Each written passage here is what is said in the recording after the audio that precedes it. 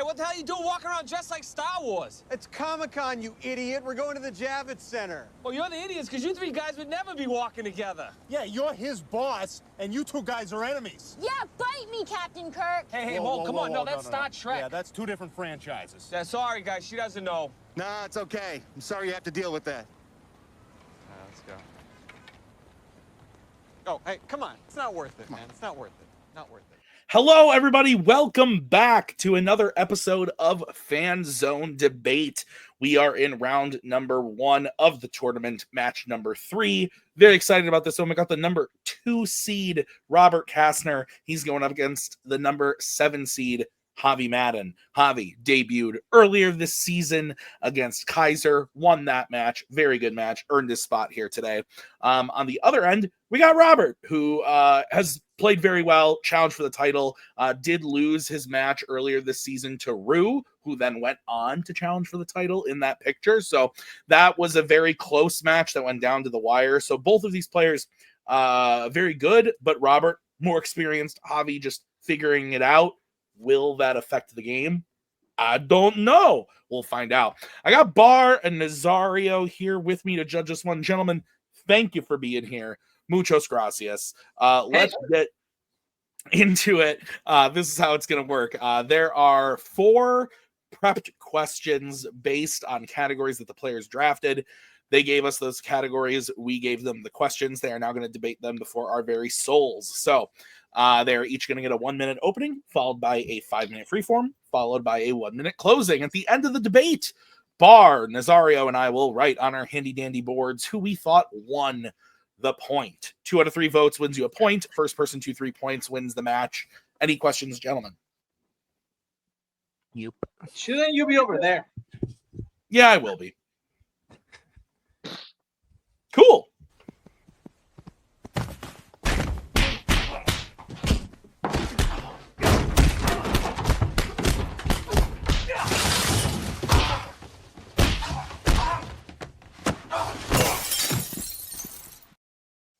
Awesome. We are going to kick this off with the first question, which was drafted by Robert in the category of directors. The question is, what is the best performance in a William Friedkin film? Robert, you get to kick this one off. You have 1 minute to open your argument when you start talking. For those who don't know, William Friedkin's kind of a jack of all trades. He did a lot of the best movies in different genres. And one of the things he's known for is kind of getting the most, being hard on actors to get the most out of them.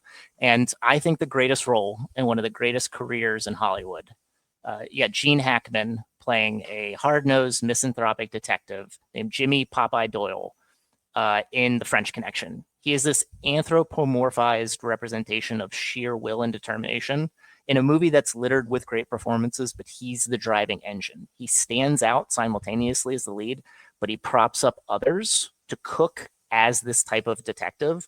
He's always on the verge of a blow up, and he's losing his career, losing his authority. It's the thing that makes him a viable member of society, so you always feel like he's on the edge. But through that, you feel the emotions of what could happen if things go wrong. And it's all on the surface, but he also plays it with a d'humour as well on occasion. So Gene Hackman in The French Connection. Okay. Gene Hackman, we're moving over to, I almost brought in Bar. Javi. Javi, you have 1 minute to open your argument when you start talking.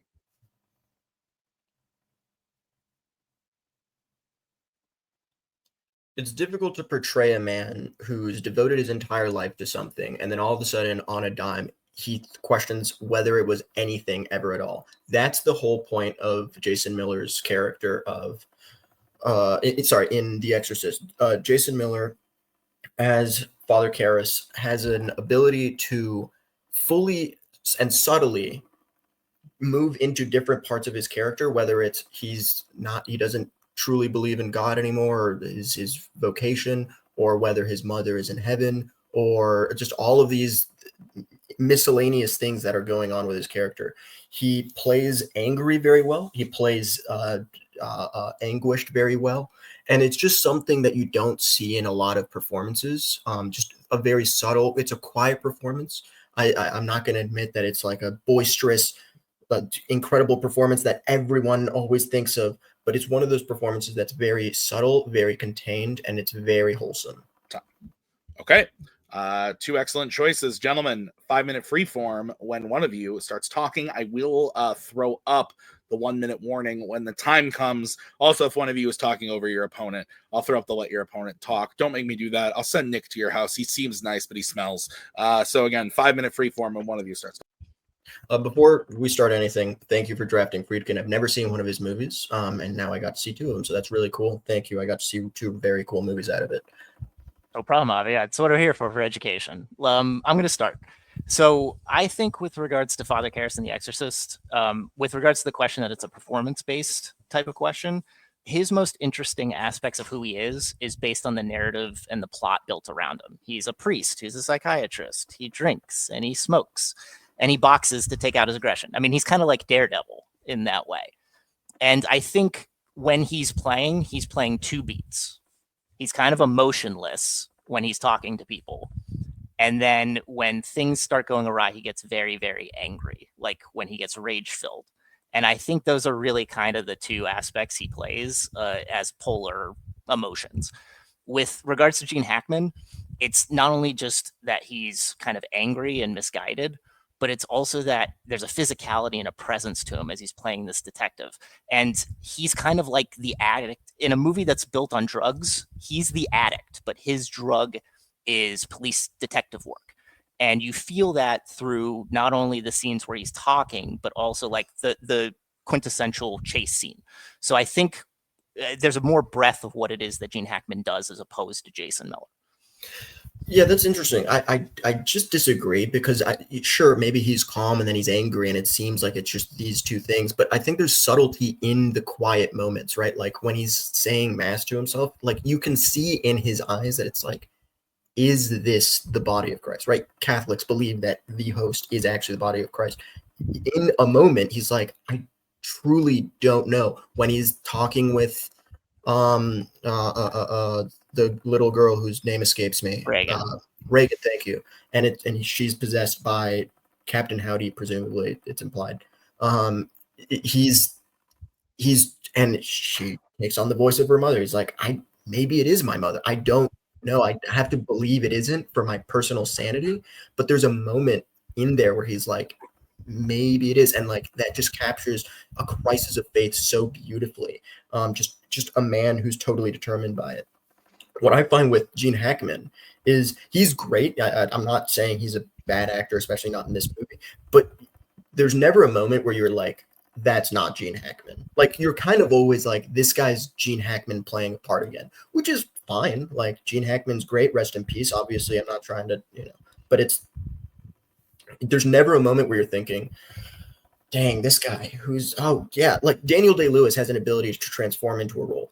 Maybe it's the fact that I've never seen Jason Miller in anything else that I can think of, but I only can see him as Father Karras. He's only a priest having a crisis of faith and yet being torn totally different sides.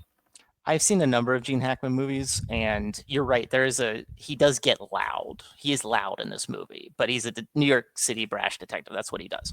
But it's the subtleties in the things. Like he's also very charming. Like he's a dude he's not very charming and somebody who can like woo women in a lot of films, but he does it here. He's not only wooing women, he's getting everybody on his side, even though they know kind of what a piece of shit he is.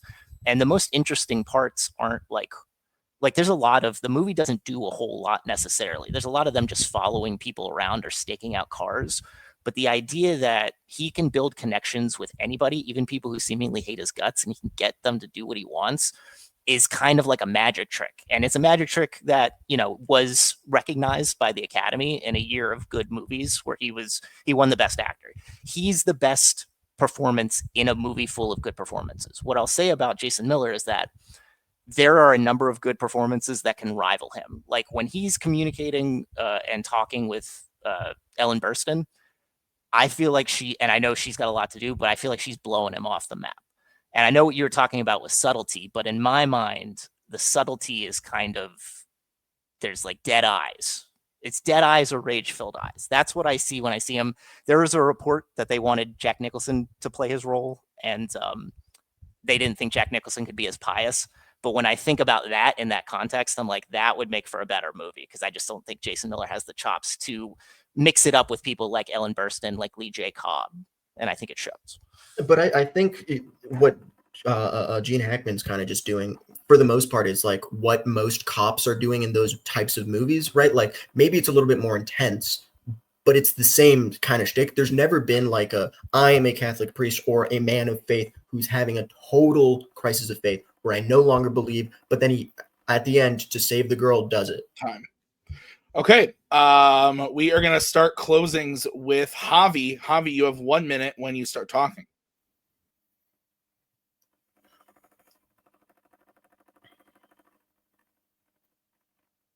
To be a man of faith can be very difficult. I can imagine, like, if you're a priest or a rabbi or whatever, and you're you know, to a degree, you have to put your trust in something that you can't physically see or hear. But for someone to go through, in this case, a seminary, and truly, like, I need to believe this, in other words, otherwise it doesn't work. And then after his mother's death, he can't seem to be like, maybe this isn't real. Maybe this whole thing is nothing. It's an incredible, like, psychological performance where you're like, and you see it in his eyes, you see it in his like little mannerisms. Subtlety is key in something like that, and maybe that's not necessary for a French Connection with Gene Hackman, but it's so out there, it's so boisterous that, like, sure, it's good, but it's something that you can see Gene Hackman do in a ton of other movies. You can see it in a ton of other cop movies by different actors. That's not to say that it's bad. The problem is that it's like it's been done, and that's just not for Father Karras. Okay. Let's go over to Robert. Robert, you have 1 minute when you start talking. Javi talks about that. You see a lot of what Gene Hackman did in The French Connection and other things. Well, he did it really first, like being that it's the modern age, excuse me, it's the modern age police detective story. It was brought in, and he plays, like I talked about the car chase scene. You never see a person who's more rage filled, with resentment, resolve, fear in the course of an action scene as you do with him when he's driving to pursue someone. And then when he finally catches him, he's so exhausted, like he wins, but it doesn't even really feel like he wins. This is all conveyed within the course of like 5 minutes. And people have tried to copy Gene Hackman in that way. So it's happened, but it's happened afterwards. And he's never been as charming as he has been in The French Connection. With Father Karras, again, I feel like it's two polar plays on emotions. And honestly, through the majority of it, because he has a crisis of faith, he's kind of like a spiritual detective. And we already have a detective in Lee J. Cobb in that movie who does more with like his physicality and how he speaks to people to do investigations, that Father Karras feels like superfluous because we have Father Mayor and Max von Sydow. So in my estimation, he gets blown off the map in his own movie. Okay.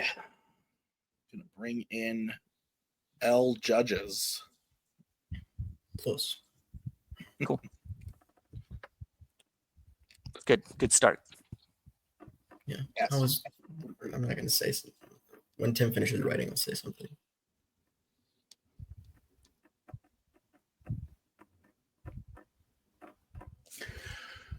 I lied. I've never seen The French Connection. I've heard very good things about it. It's on my watch list. I gotta watch it. I'm not versed in the Hackman very much, unless it's Welcome to Mooseport. Yeah. That's an old time reference for you. And I love The Exorcist, though, so I was very familiar with that. That's one of my favorite movies of all time. I went with Robert.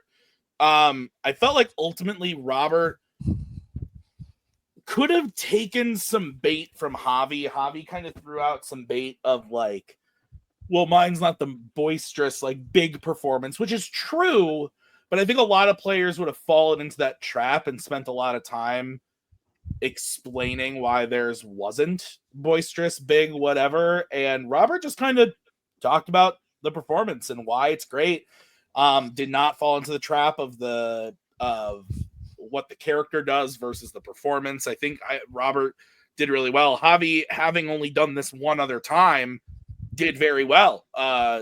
Convinced me why Miller's a great performance. And I agree with him.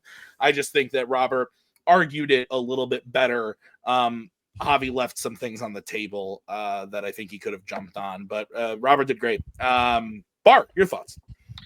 So I had to be as unbiased as possible because one of you picked the performance that I also would have picked. Um, and they were doing a great job of describing one of the scenes in particular and why the performance was so good. But they kind of started to get stuck on that, and the other opponent just started to actually take arguments and flip them in their closing. So I went with Robert. All right, Nazario, your thoughts? Yeah, same as Bar. I also went with Robert for the same reason. Javi had me with the pitch of the Crisis of Fate. I think it was the stronger pitch itself, but once it became more of a defensive game when he says that Jim Hackman always plays the same character, and Robert was saying that Kara is a very bland character. I feel that Robert actually defended the accusation, saying, "Yeah, it was an early Jim Hackman movie. This is why you recognize it as a common Jim Hackman performance, but it was an early situation."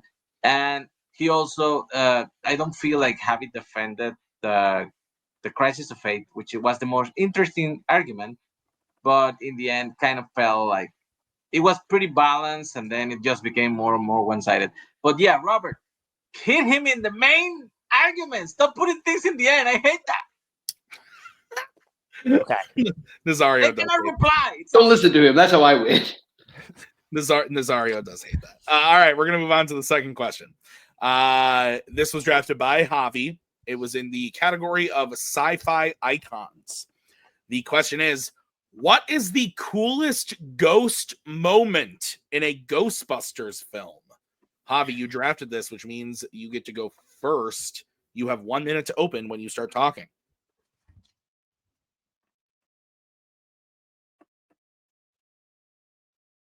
One thing that you have to kind of love about the Ghostbusters movies, probably the main thing that you like about the Ghostbusters movies, is it's the ghost, but it's also the main four. It's Venkman, Egon, Winston, and Ray. It's just all four of them. It's just they're the cornerstones that made these movies good. That's why the remake didn't do particularly well, and that's why people still like 2, despite the fact that it's kind of flat.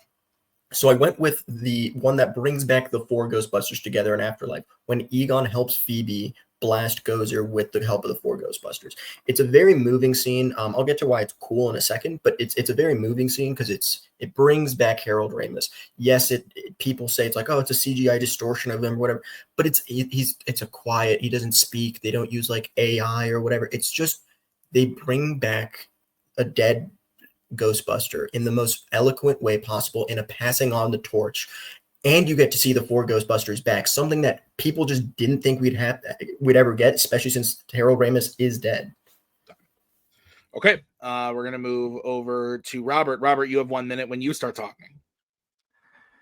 All right, so it's 2025, and I think we're a fairly progressive society. And part of that progression, we've become more sex positive. I mean, we just had a movie about a sex worker win Best Picture at the Oscars. So I think the coolest ghost movie is when that ghost lady visits Ray Stantz in the middle of the night and gives him oral sex, hands down. First, if you can indicate a time where a blowjob isn't cool, I would invite that you likely have never had one in your life and are thus not the authority to judge. Second, most portrayals or reports of ghost activities, it's benign or it's violent. So this is kind of one of the first instances where that isn't creepy, where we see someone actually engaging in a ghostly encounter for pleasure, which is cool. Like I said, you had The Shining, but that was weird and off-putting. This one's actually something that's taken possibilities and moving it forward, and something that we've seen move forward in things like Scary Movie 2. So again, blowjobs are always cool. If you think not, I don't trust who you are. So that's why it's the coolest moment, hands down. Mike Hanley, is that you? 5 minute freeform when one of you starts talking.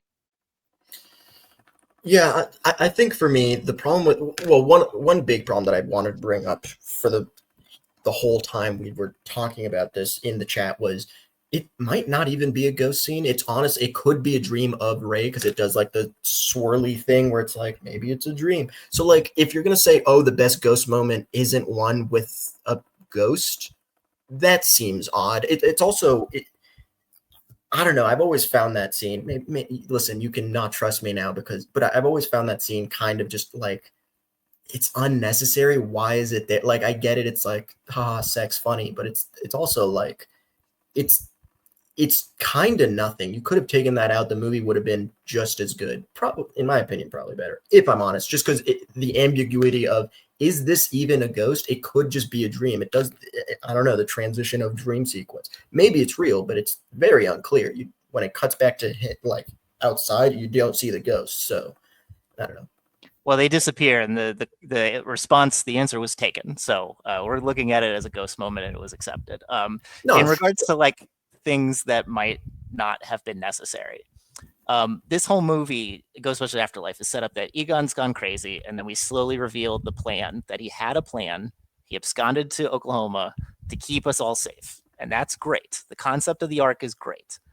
But I think it's a little emotionally manipulative to have him there at the end. I think it plays just as good or better if the family has realized this, and through the strength of their will, without him being there, noting that he set all of this up and he has pushed them forward to get to this point. It's his technology, it's his farm, he set everything up. I don't think you need him in there. I think it's a little emotionally shallow. And I think if it's the most emotionally charged ghost moment, I think you would have it. But for coolest, he just kind of stands there and holds something. We don't get any banter. We don't get anything. I don't think it's that cool on its own. The cool thing comes from, yes, he helped Phoebe, and it's a passing on the torch to the new Ghostbusters, which I think is cool. Like, I think anytime you get that in a movie, like when old Spock meets new Spock in 2009, I think that's a cool moment. But it's also the fact that it's like, the Ghostbusters are back, and you see, like, in their eyes, they're like, it looks like they never left. And it's cool. You finally get them back. It's just, you finally get what made the Ghostbusters movies cool. And it's a ghost moment because the ghost is a central part of it. It's not just some random lady who just wants to, like, I don't know. I don't know about you, Javi, but the ghost is essential to the blowjob because she's the one performing it and doing a very good job. I agree that, but also to your point of like, yeah, it was an accepted answer. It's like, yeah, but like it not only barely counts, it's like, it's just the best scene involving a ghost is one where there might not be a ghost. I think that's just wild that it's like, I don't know. I think a ghost moment should have some sort of impact, cool, positive, whatever. And it finally makes what Ghostbusters Afterlife was trying to do, which was like, we're tying it back to the first one and we're passing on the torch to a new generation of movies, something that Frozen Empire doesn't super greatly do. But in this movie, it's like, McKenna Grace, you are the new Ghostbuster. And you get to defeat Gozer again. The crossing the streams, it's all the things that you love in a Ghostbusters movie. The thing that made the first one super important. Yeah, but the crossing of the streams happens without Egon. And a lot of things you're talking about, like the core of what, like the four of them, he's there, cool, but he doesn't get to like, it was cool in Ghostbusters 1 and 2 when he got to interact and be kind of like the weird guy on the outside who doesn't really understand like how being part of a team works. And we don't get the dynamic because he's just standing there.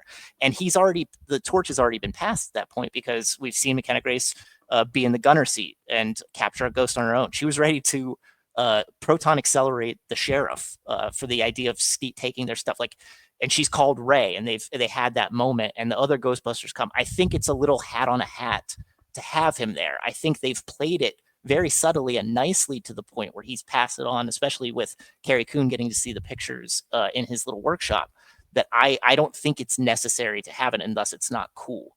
I think it's cool that we, in 1984, found something that was sex positive that we would think wasn't really kosher at the time, and we pushed it up a level, and I think that is cool because, again, blowjobs are cool. All right, Robert, we're starting with you. 1 minute when you start talking. I think you can make the argument that when you show the blowjob ghost, that, you know, if in a society, if we don't show things like that, we're repressed. And if you don't let your freak flag fly, it can lead to things like fascism and book burnings and lack of release to a fuller life. And I believe in science, and I think that should be celebrated. With regards to Egon's return, he doesn't do much. He stands there and they look at him. He doesn't get to communicate with them. They do the crossing of the streams. They come in. He's not there. I think the emotional payoff had already been to that point, especially culminating in Carrie Coon finding the pictures that he was tracking them the whole life.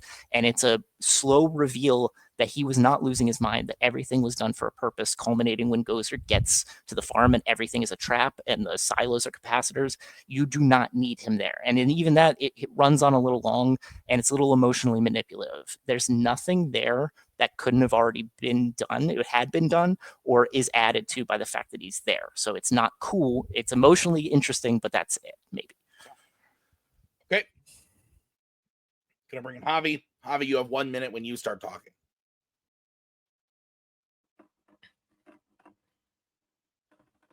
To say that it's emotionally manipulative is frankly bizarre. Sure, maybe it's like, well, we didn't need him. It's like, yeah, you didn't need the blowjob scene. It's the whole point is like, oh, well, it would have worked. The point is this ghost is cool based on the fact that it's just Egon, a character that we love from the last 2 movies, if you don't count the remake. And you finally get a moment with the 4 Ghostbusters back in a very tasteful, in a very emotional. I know emotional isn't cool. Emotionally is cool, actually. When you get a moment where you can relate to something and you can finally think, wow, that was actually a really touching moment. That's cool in a movie. That's what I want to see in a movie, is something that you're like, wow, they were able to pull that off. I just don't, I truly don't see like how you can be like, this was so cool and impactful when it's just like a BJ. I think it's like, it's just not a super cool or interesting moment. Okay. This is wild. All right. What I was going to say last time was, I'm so mad we started with Friedkin, because that was the one I knew I was going to lose 3-0.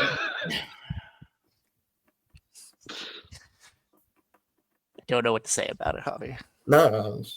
Though I doubt he's watching this, my pastor is subscribed to this channel. Oh, well. He's a cool guy.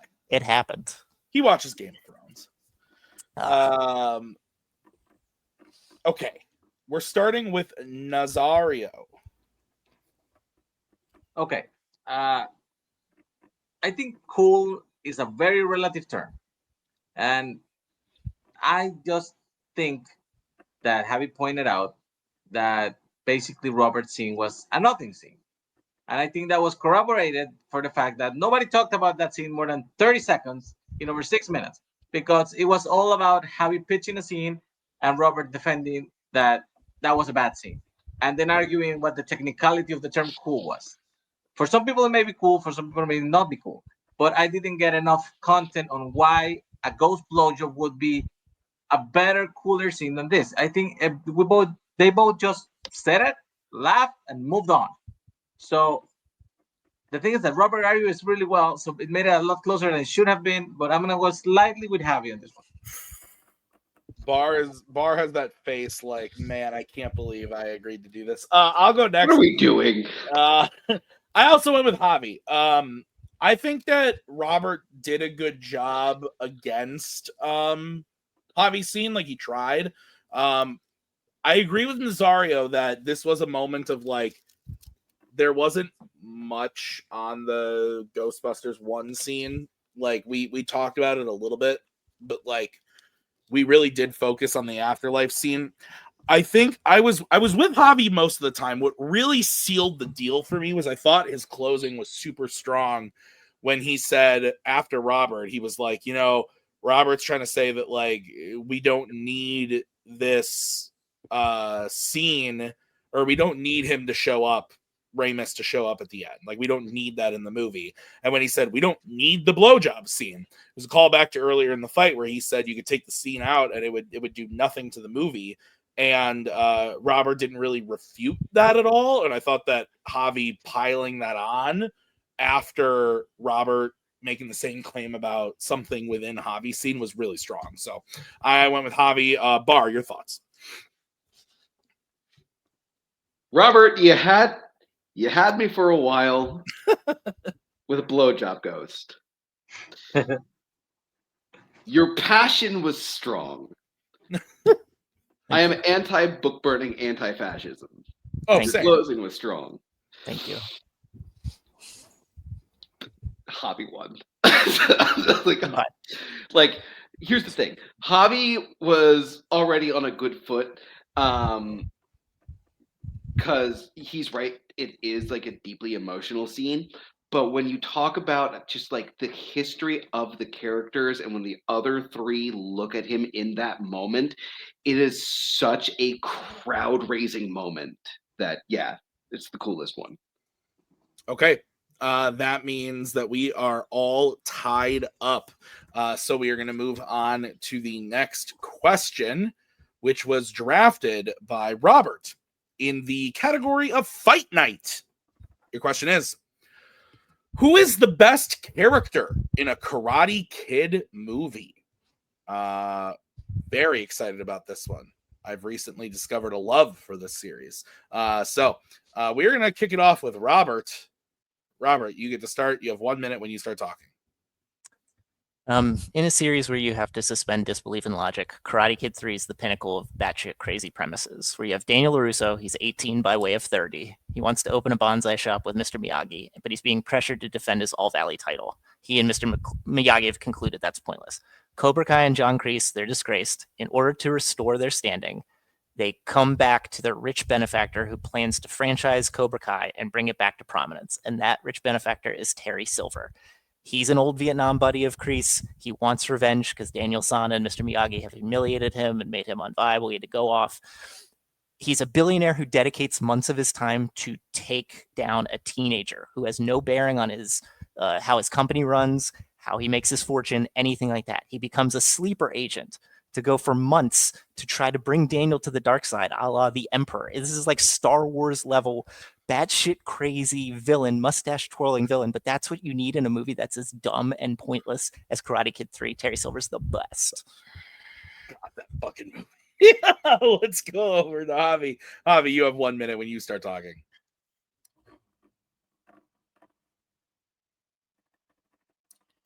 Terry Silver may be interesting in terms of like, wow, he's just a crazy exotic billionaire, but Mr. Miyagi is what makes the Karate Kid franchise what it is. He is the best character in all of the movies, even the 2010 one where he's not in it because that movie's bad.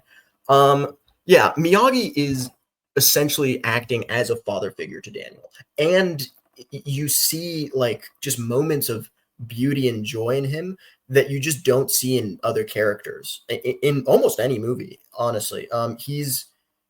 He's gentle, but he can get rough if he needs to. He's nuanced, he's balanced. What's really good about him is his peace about the world, his peace about everything. Is things are going to work out because the universe just does. It rewards good behavior.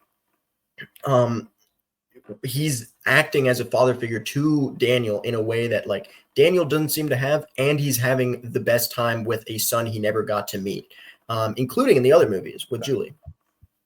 All right. 5 minute freeform when one of you starts talking. All right, Javi. Because we're looking at him in totality and we're not focusing on one film from Miyagi. He's a mentor. He's one of the greatest mentor characters you can have, but it opens it up for the works to look at everything that he does in totality throughout all the films. And I'm focusing mostly on the trilogy. In the first film, he's a good friend, but for a chunk of that film, he's exploitative of Daniel for cheap labor. He's teaching him a lesson, but he doesn't tell him. He's exploitative of that. And he gets drunk like in front of a teenager. The teenager has to take care of him. It creates a weirder vibe between an older person and teenager relationship than you have in things like Back to the Future. It's very strange.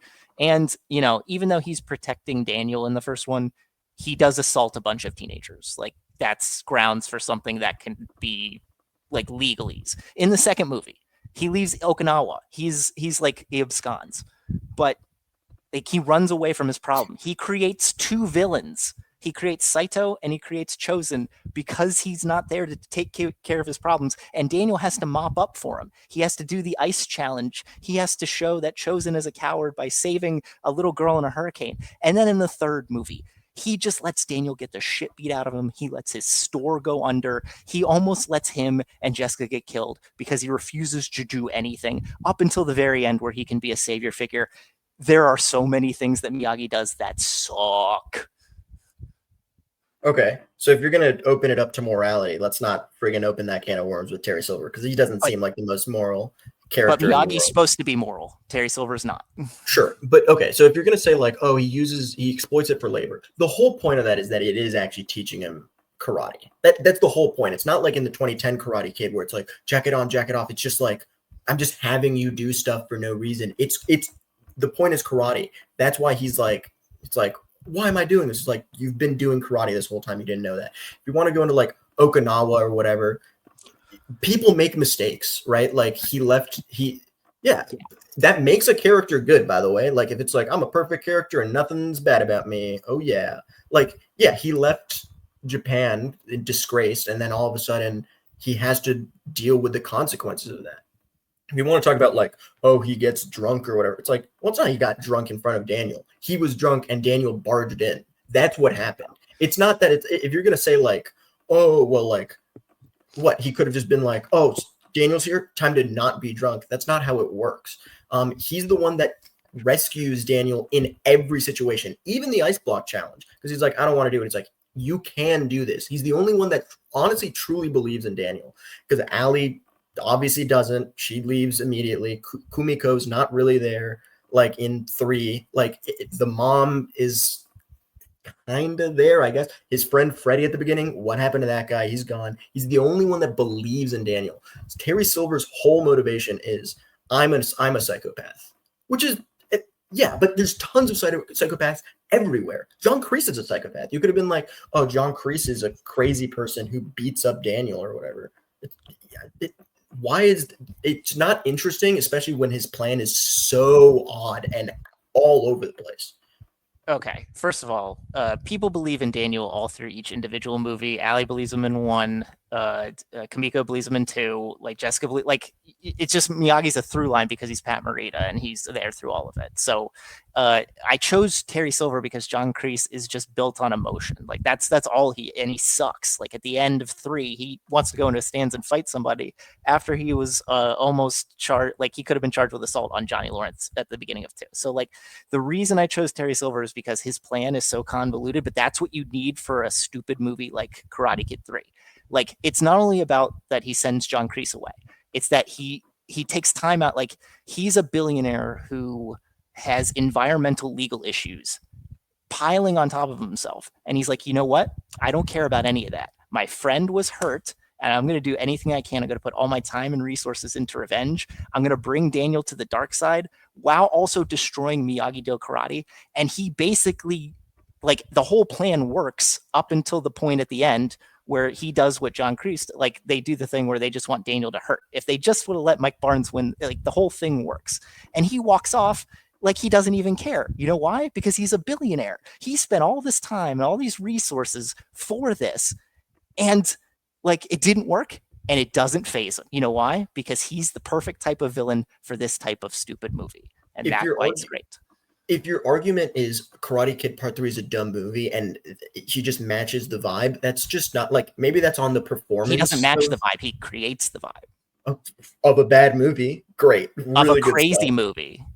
I don't know about, well, because it's, okay, if you're going to say that, then like, who creates the vibe for the Karate Kid? The best one. Obviously, it's Miyagi. It's the one who's teaching him karate. It's the one that's like, I believe in you. Sure, there might be he might just be the through line, but he's the through line nonetheless. Strike it from the record. We're going to start with Javi on this one. Javi, you have 1 minute when you start talking.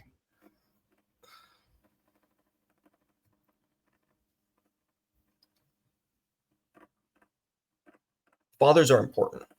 And someone who is clearly going through a terrible time in a new neighborhood, who everyone seems to friggin' hate him except for Ali and Miyagi. Daniel is broken by the end of it. The only one to actually be able to help him is Miyagi. Terry Silver is there just to be the villain because apparently the actor for John Kreese was unavailable most of the time. That's kind of it. His plan makes no sense. It's, I'm going to train Daniel to be really good at karate, and then later I'm going to beat him up even though I just taught him. Why would you train him? It makes no sense. Miyagi's whole point is, I'm a good person. I'm not perfect. No one is. No film character is. If they were, they'd be boring. But he's someone who knows to do what's right every time. If you're going to say morally best, obviously he's the best. If you're going to say best in terms of well-written, best performance, best whatever, Miyagi, hands down, Miyagi numero uno. I brought it back. Yeah, there you go. Let's go over to Robert. Robert, you have 1 minute to close when you start talking. There's a difference between being flawed, and there's a difference between almost getting 2 people killed and almost getting a whole village and a whole tradition destroyed because of your cowardice, because you refuse to deal with stuff and you try to let a teenager handle all of your problems. Terry Silver is the best character because he creates a vibe that makes the most sense for a movie that is flawed. He is a good friend to John Kreese. He wants to do anything he can and put all of his time and resources into a plan that is trying to destroy from the inside out. He's trying to destroy Miyagi-Do. He's trying to bring Daniel over to their side. And then when Daniel thinks he's really comfortable, he wants to invite all the pain onto him. And the plan is convoluted, but you know what? He goes through with it anyway because he fits the vibe of what's going on. Miyagi has a lot of warts. Yeah. If you look at it in totality, there's a lot of things he does that's shady, that sucks, that is exploitative of what Daniel's trying to do and trying to make a name for himself and things like, yeah, he's a father figure, but I'm a father figure too. I'm not going to get drunk in front of my kid. So, Robert, you've never been to one of our Memorial Day parties. Let's bring in the judges. Holy shit. I'm willing to bet that's true. Actually, I don't think Robert was at one of your Memorial Day parties. Yeah, that'd be tough. You're welcome, though, Robert. If you want to come down, you're up probably. Up. You're welcome. You're welcome to. North. Not me though, Tim. Gosh. You can come too, man. Anybody can come. No, you said Robert. Then we're very welcoming. We're a welcoming people. We drink a lot. We eat a lot of cheese. Nice. This was fun. Like genuinely, this was a good. Yeah, debate. I'm glad I had only seen the first one until like 3-4 months ago when I was studying for a match, and then I watched the trilogy, and so I feel I'm glad I did, because otherwise this fight would have been strange to me. Now go watch Cobra Kai. Yeah, that's what I don't know that I'm gonna have time before the new movie though. You don't need it for that. Okay, good. All right, Bar, you are kicking us off on this one, my friend. Yeah, I hate the fact that I'm first on this one. This match, this round was perfect. I thought that both players did a excellent job with the arguments. Because I feel like they both had different styles of attacking this. One was talking about the deep emotional connections, and the other one was talking about how he is the vibe of the film. Whereas there's one that's just centralized to one film and one that you build and grow with over the course of 3 films. It's a razor's edge one for me. I ended up going up with Javi, only because while it was a really good back and forth, and each of you were doing a really good job, basically defending and building yourself up. For some reason, that line of, if we're going to talk about morality, you don't want to open that can of worms, that line in that moment hit incredibly well. So I'm going with Javi. Okay, Nazario, your thoughts? Talk about a fucking handicap. Jesus. I think it's the fact that Robert is so good that he found so many different ways to attack Mr. Miyagi. And the thing is that Mr. Miyagi is such a good character that I think Javi found it relatively easy to defend on the most cases. He got drunk in front of the kid. Well, he wasn't there when he got drunk, and he's an adult and he can do that. They every single thing that Robert was throwing, but Javi was hitting back, and I really appreciate it because he really went deep finding that. I think the only thing he didn't throw against Miyagi was the fucking Ford movie that nobody likes, and it sucks. I do love Terry Silver though. He's a mustache twirling cartoon fucking villain, and I get how you were pitching it, but it was a mountain you had to climb, and you made a valiant effort. But I just couldn't go get there with what you gave me.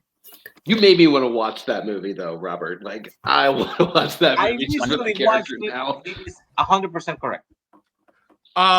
Okay, interesting. I also went with Javi. I think, you know, I love it when there is a question. Robert picked this, which means Javi picked first. He picked Miyagi. I'm figuring Robert's going to throw in LaRusso. I just figured it was going to happen. Or even, holy shit, why can't I think of his name? Mr. Han? No, Johnny Lawrence. Johnny Lawrence, thank you. I thought maybe we could get one of those, but he goes with Terry Silver, and I think it's a good pick because it's a fan favorite character, and I like that he was climbing the uphill battle. And I agree with both my fellow judges that Robert did great. He did really, really good.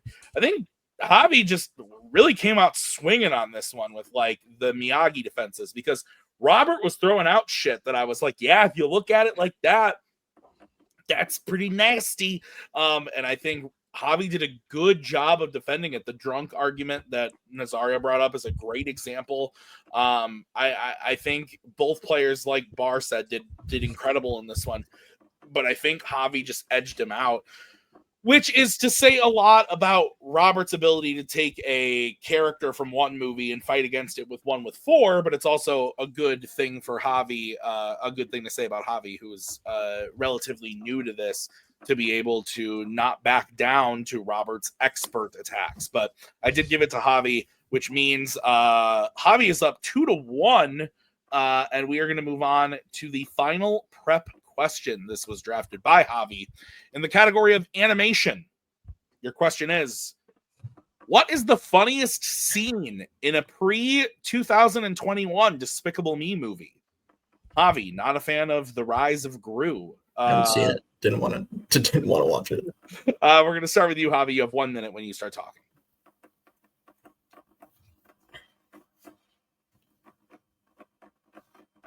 What's cool about the Despicable Me franchise is that it takes the trope of a villain who's doing villainous things, but now all of a sudden is thrown into a world where he has to take care of 3 girls because of his plan. This is the plan. The heist scene where he steals the shrink ray from Vector gives you an overall sense of who all the characters are, all the main 5 characters, Vector, Guru, Margot, Edith, Agnes, of just what their vibe is. It's also hysterical. It's a moment. It parodies heist movies, but everything goes wrong, right? The cookie robots cut through, and now they finally stole the shrink ray. The problem is this cookie robots melded the walls together again, so they can't get out. Now it's a heist out of the building, which is obviously a lot more interesting. We don't get that a lot. It's mostly how do you get in the building and steal the thing. It's usually you have an escape plan. The escape plan fails. They have to go ahead and Gru and the 2 minions with him have to escape. They eventually do like an acrobat thing right above Vector's head. But before that, it's the girls talking with Vector. Let's go over to Robert. Robert, you have 1 minute when you start talking.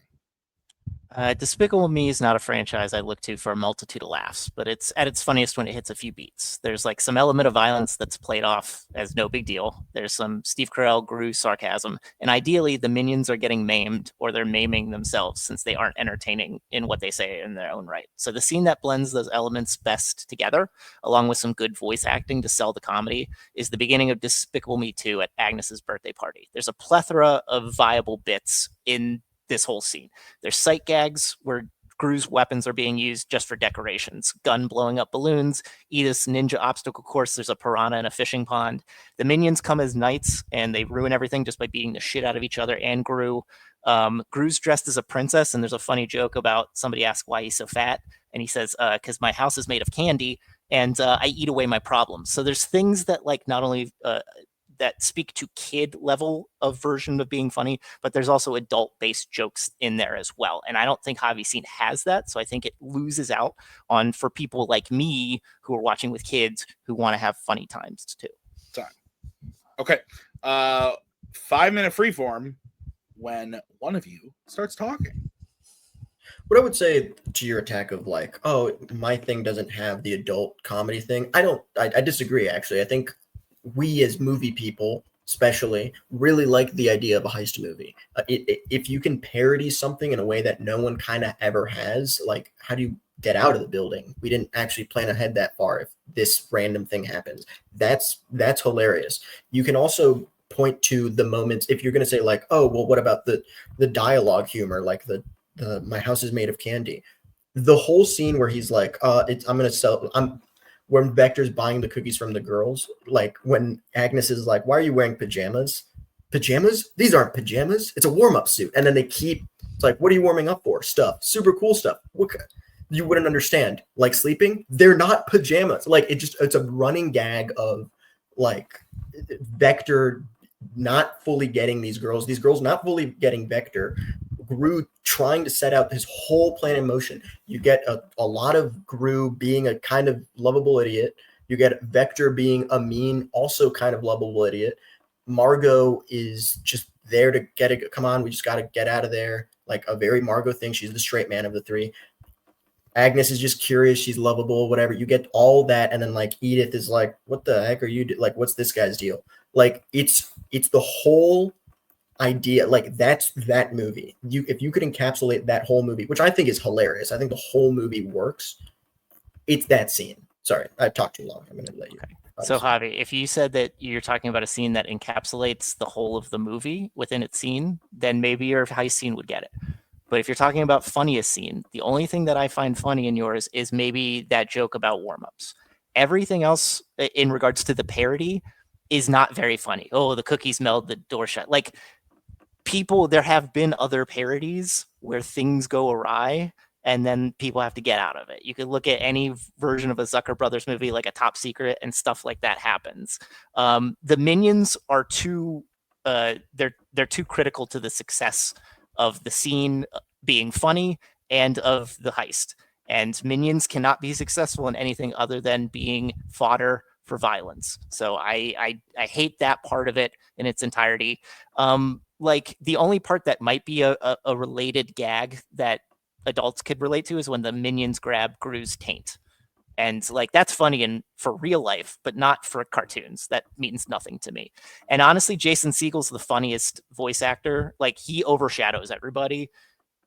It should be Gru who's the funniest, and he is in my scene with what he does and how he plays off with the girls and the interactions, and with Nassim Pedrad, who's trying to get him a date and basically implying how ugly he is. And then he does the thing where he shoots her and says, I didn't see you there. And then shoots her again and throws her off. Like, I didn't see you again. Like it's the voice acting and the combination plus with things that make sense for me as an adult to make me laugh, which your scene doesn't have. I would disagree. I think it's weird to be like, oh, well, Vector shouldn't be the funniest one. It should be Gru. It doesn't matter who the funniest one. It's what is the funniest scene. It's not who cares who the funniest person in the scene is. I agree. I think Vector is the funniest part of that scene. I think it's also funny because you mentioned like visual gags of like, oh, shooting, whatever. And like, you don't get that a lot in this scene. That's not true. I think I mentioned the cookie scene. I mentioned you mentioned the taint thing, which I think is hilarious. I think that's one of the funniest things. I know what you're saying, like, oh, it works in real life, but not in animation. Disagree. I think it works great, especially because you get the little subtle, like, Steve Carell going like, you know, like just in his weird, whatever accent he's doing. It's also like when they're going through the vents and they're like, it's dark. It's like the minions are a glow stick. We're going to crack one and shake it. And now it's a glow stick. It's just, it's funny. It's just, it's nonsense because that's what these movies are. They play it too much straight. I think in the second one where they're like, oh, we got to freaking like stop this villain and takes a villain to stop a villain, whatever. And not obviously that's not an attack on your scene. I think your scene's relatively funny. I don't think it's, but no one thinks of that scene as like, this guffaw, this was hilarious. I think there's like plenty of other scenes in multiple movies that trump that one. I just don't see that in mine. But definitely not in Despicable Me 2, to your credit, where you said it was played more serious. And like the end part after the acrobats is just Gru running away in his underwear. Like that's like 20 to 30%. And who cares about animated people being in their underwear? Like, and if you went with most exciting, or again, encapsulating scene for what your movie is about, it would make sense. But there's not enough jokes. There's not enough things that can play across 4 quadrants in your scene to make it funny. My scene has those things in spades because they do the things. They use minions correctly. They use Gru correctly. And they use his interaction with other people correctly to make it more fun. Okay, Robert, we're going to start with you. You have 1 minute when you start talking. Look, with Despicable Me movies, I'm not expecting Mel Brooks or Zucker Brothers level in terms of elevated humor. What I just want some absurdity. I want some jokes branded for somebody who's older than a toddler. And I think the birthday party fits all of that with the sight gags, with how it is they interact with each other, the imposed violence on the minions. That's when they're at their best. With Javi's scene, it's a parody, but there are other parodies of heist things for adults that make more sense. Only a couple jokes at the beginning are anything close to being funny. It's too reliant. Like I said, if you're talking about most exciting scene in Despicable Me, or if you're talking about something where you're looking at how the characters interact and how they show their personality, then Javi would have it. But for funnies, there's not enough jokes. There's not enough different types of jokes. It doesn't hit across enough types of comedy to make it the funniest scene. I think my scene does that more in spades. And I think you can have a better time with it than with the heist scene. Time. Okay. We're going to move over to Javi. Javi, you have 1 minute to close your argument when you start talking. I disagree with Robert's premise of my thing doesn't hit enough quadrants. That's absolutely bizarre. We get vocal humor with like the back and forth between Vector and the girls. Then it cuts back to physical humor where they're stealing the thing. The minions are doing funny. They're doing like martial arts things, and then all of a sudden, so yeah, no one's there. What are you doing that for? It's physical comedy. It's also one thing that I haven't mentioned, which is weird because I wanted to bring it up. It's like it's silent film type comedy. Like, yeah, there's some sounds or whatever, but it's slapstick to a degree. It's because they have to be quiet. Vector's right there. You play within a specific sandbox, but you go through all of them. You do physical comedy. You do vocal comedy. You do animated comedy. I think honestly, animated comedy is one of the things that not a lot of people talk about. It is its own style of comedy. It's because you can go with all sorts of things that you can't do in live action. This movie is the funniest with this scene. Okay.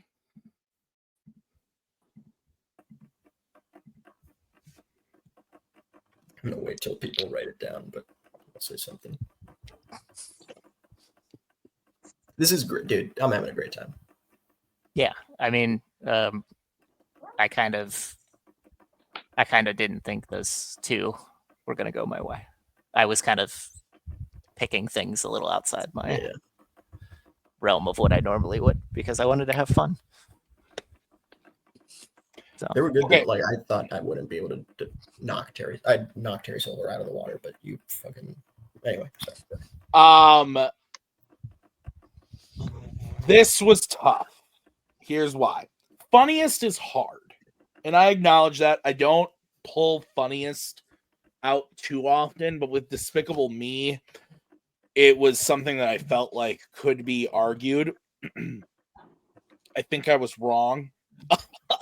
Personally, I don't feel like I did not hear any, and I actually like both of these movies quite a bit. Despicable Me 2, I think, is the better movie. I like it a lot. But I didn't really hear the way that the players were describing it wasn't making me go, oh yeah, that's funny. I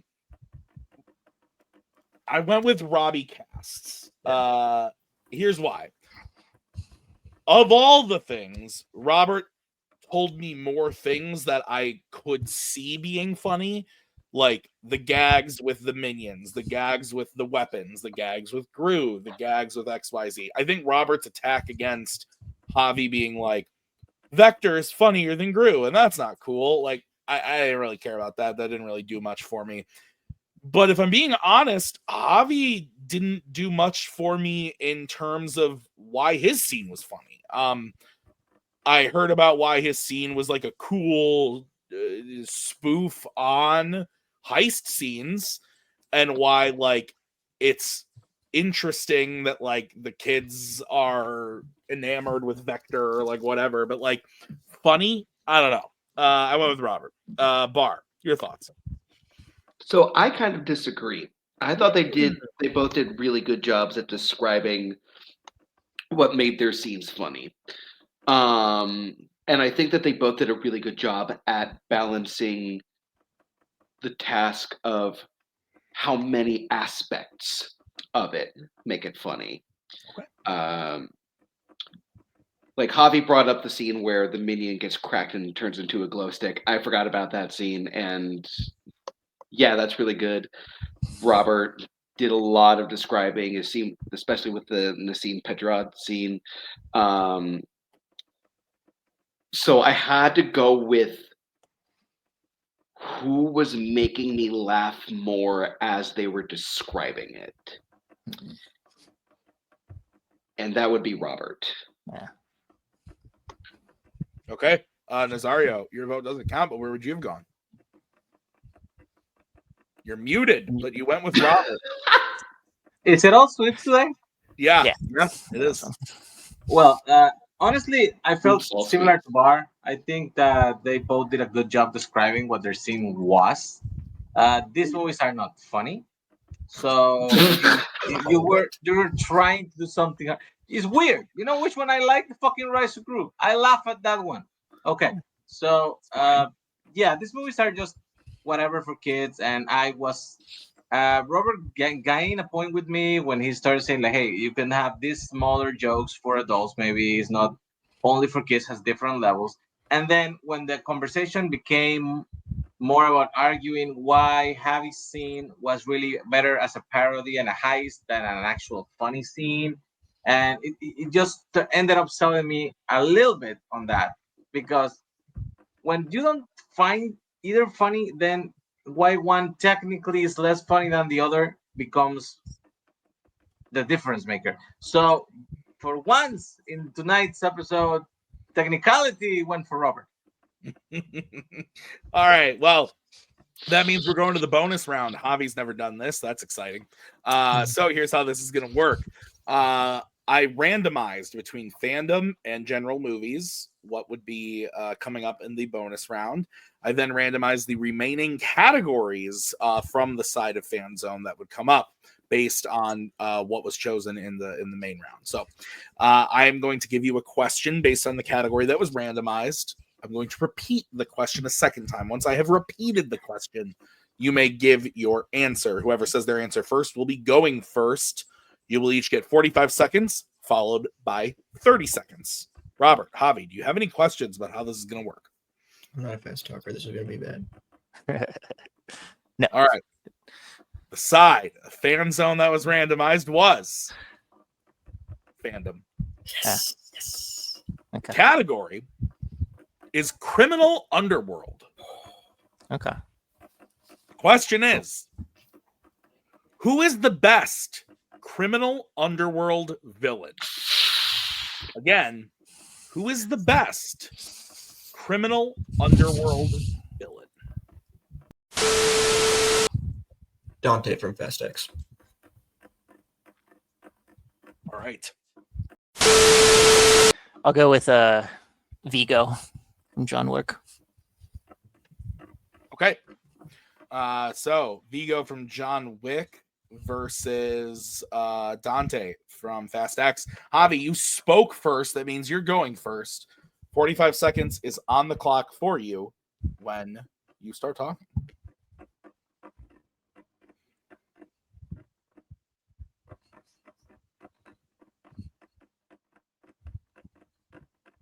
Dante from Fast X is one of the most memorable villains in the Fast and Furious movies. Not just because like those villains aren't great. It's mostly because he's flamboyant. He's everywhere in the same way that Gene Hackman was. Right? He's everywhere. Whatever. In the same way that Terry Silver was a crazy maniacal villain.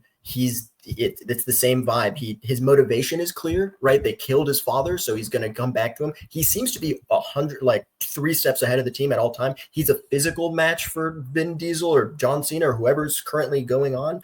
I'm super excited to see what happens in Fast 11 if they ever get around to it. Probably not in another 3 years. But Dante encapsulates what a maniacal, crazy villain, something that we haven't seen in a wild franchise like Fast and Furious. It finally got the villain it needed. Robert, 45 seconds on the clock.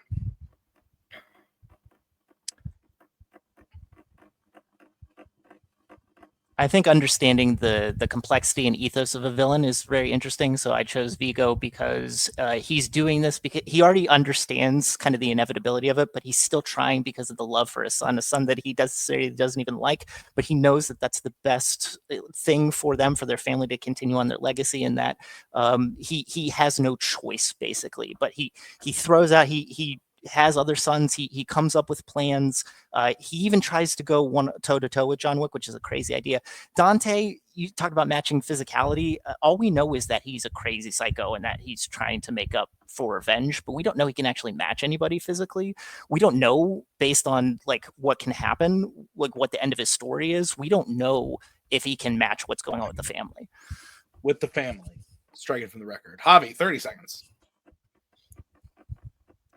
R.I.P. Michael Nyquist, by the way. But the one thing that I don't like about Vigo as a villain necessarily is he's not a match for John Wick. Sure, he's got a bunch of men and whatever, and he's got a bunch of resources, but that's about it. Someone like Dante is like, he's someone that could take any of them on in a fight, and that's something that you need in a criminal underworld film. Something that you can like, you're a match for the iconic criminal. Dante is also conniving. He's smart. He's interesting. It's something that we've never seen before. Straight from the record. Robert, 30 seconds. I'm going to hit this point again. We don't know if Dante can match them physically. We just know him because he's Jason Momoa, but we haven't seen him really engage. We just seen him be a psycho and set things up. So we don't know that. Michael Nyquist, the good thing about him is that he plays a lot of layers. Like I think Jason Momoa only plays Dante as crazy, but Nyquist plays subtle. He plays anguished. He plays like sad because he knows the inevitability of he's going to lose his son. And I think that plays to a more interesting villain and a foil for John, who's mostly just will and determination. Vigo has a little bit more smarts and backing and emotion to him. Time. Whoo, boy. Okay. Good shit, guys. I thought it was criminal underworld. Not because I'm particularly good at it. It's just I haven't been able to like share that side of how much I liked it. So I was going to pick Deckard Shaw, but then you brought up other things, and I was like, well, he's not a villain in a lot of other. I didn't even think of that. I was more thinking Carrie Benedict. Can you go through all three of those? He's another one too. Yeah, but that one, yeah, Deckard Shaw's good. I like that. Owen Shaw was my first thought. Owen Shaw was another one who's on the list. All right, I'm ready. Are you guys ready? I am. Yeah. Okay, Nazario, we're gonna kick this one off with you, my friend. Go for it. That was a lot better than I expected for something that they had no prep for, and it was extremely, extremely close. I think they both did good pitches for their villains. Robert went out the more subtle way and justified what his character was, the all-around best character villain, and Javi went with the way but technically was the most interesting one. Here's the thing, and I think this is maybe why Robert is gonna get the vote for me slightly. I think this is Javi's first round, so first time doing this. So I think you failed to attack his character more. Like I know it's only 45 plus 30, 75 seconds, but you set up your pitch very well, but you never really took swings at him. And after 25 seconds of pitching John Wick, he was already taking swings at your character.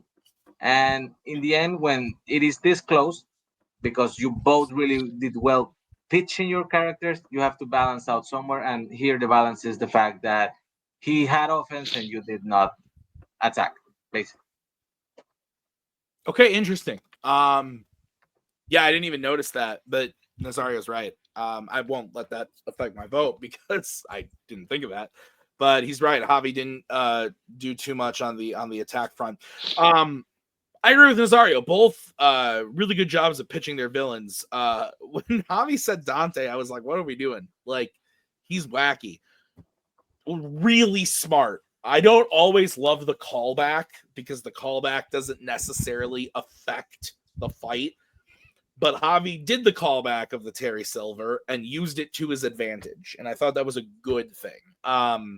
So he did really well there. Robert, I agree with Nazario, did like the let's talk about the quietness of the villain and also like the conniving quietness of them. I agree with Nazario that they both did a really good job pitching their villains in different ways.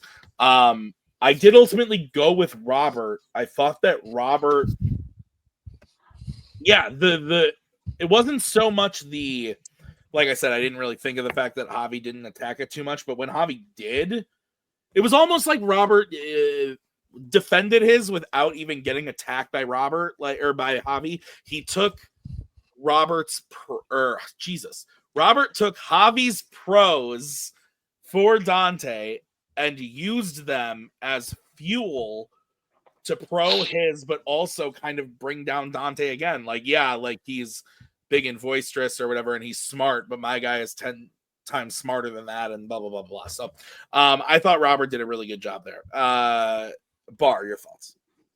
I also went with Robert. Damn. I thought Javi put up a good fight, but Robert, I think, just did a better job at describing the character and what makes his inevitability, his knowledge of his own inevitability, really interesting and unique. Okay. That means your winner is Robert Castner. We're going to start quick talk to Javi. Javi, this was match 2. Really good. I think you shrug. You're one of those self-deprecating boys. I feel like we know each other pretty well, Javi. You did good. Let me tell you, you did very good here. Robert is very, very good at this, and you brought him to the edge. That is very impressive. How do you feel about the match? You're muted. I feel good about it. I've never done a speed round before, so that was cool. I knew I was going to lose in it because I was like, I'm really hoping just 3 of them go my way, and then just I don't have to go to the speed round because I knew I was going to lose probably by sweep. But kudos, like I think there was 2 that honestly, like I felt were slam dunks for me. Like the two I won. But Robert, like really. Like I was like, oh, I don't know how this is gonna go actually, because he's really pitching Terry Silver here. I would not. That was like maybe top 10, or sorry, like the 5th or 6th choice I would have gone out of all of the characters. So, yeah, no, I feel good about how I played. Debate's one of those things where it's like I genuinely. It's funny that you brought up like Javi's idea for Despicable Me felt underbaked. I forgot I drafted it.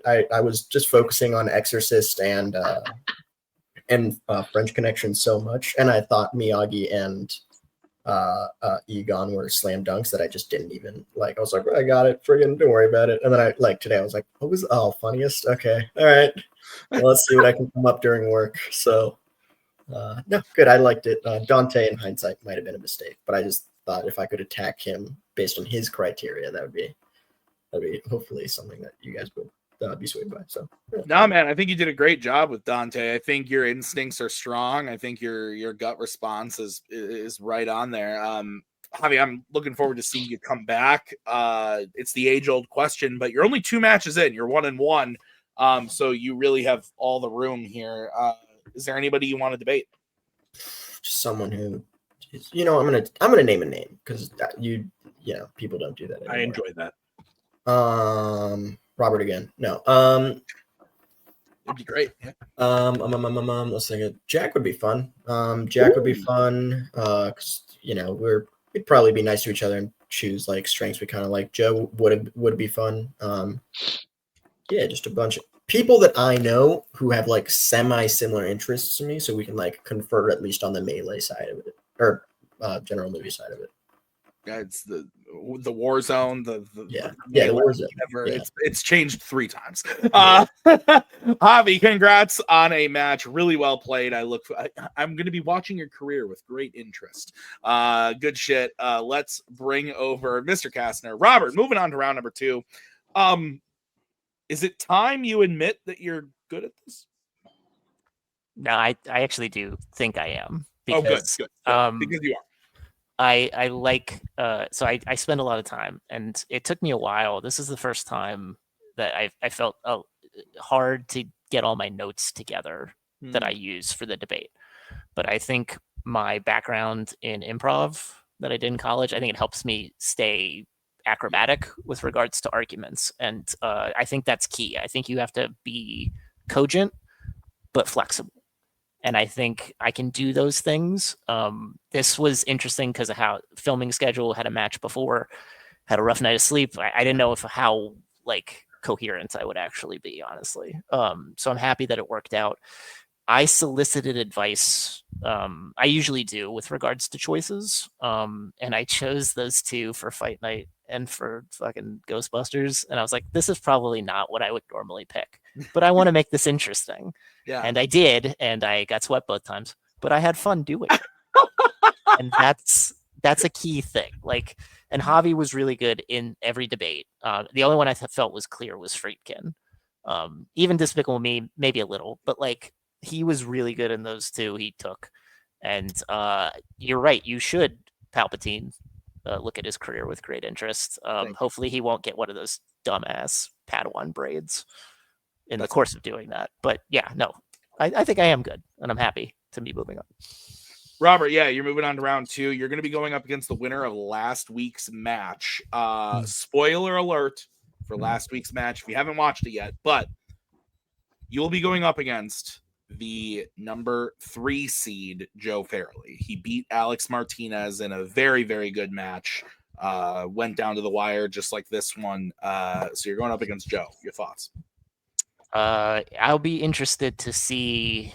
Joe always strikes me as someone who's very even-keeled with regards to what he talks about. So I'm wondering if there's a means to put him a little off kilter with choices, categories. I think it'll be fun. If it's not fandom, you feel like you always have a chance.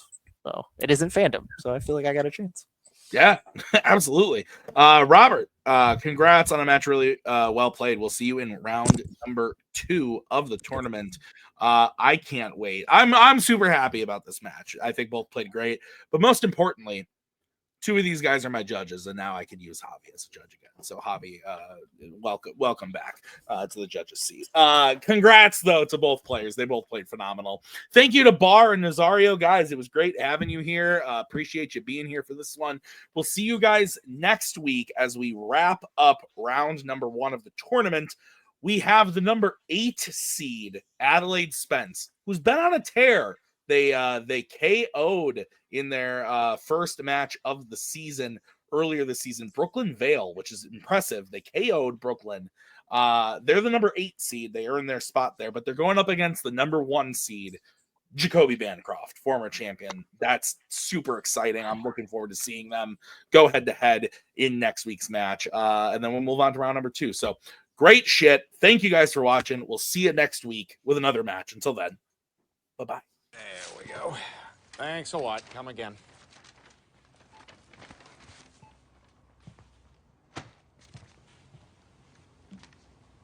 Hey, I won't forget what you've done for me here today.